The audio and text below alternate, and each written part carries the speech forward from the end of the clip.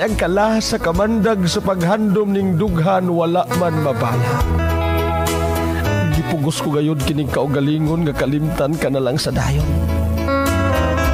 Apa na ulipon gihapon sa mapintas kuko sa halandumong sugilanon. Kayang tapya sa dagkong balod nga naglumba pagpangapusgay sa baybayon. Naghambing og mga saad nga ikaw dili mahanaw.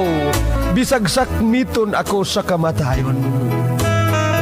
Pasagdan ko na lang mutikyop ang kagabion sa akong kalibutan.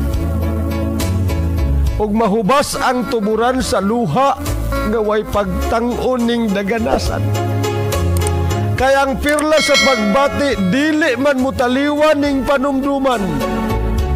Musaron ikaw kalimtan, dili na lang untahan dumon hangtod sa kahangturan. Apanon sa may gahom, ganahuptan ni anak makabibihan mong panagway. Nga ang imong kaligdong og kabuutan ning kaisipan migamot man kanunay. Kabisan ang mga takna sa tungang gabi sa nagmalinaon kong katulugon. Kanunay nga hamukon sa damgog daman sa matamis ng kagahapon. Kapalaran.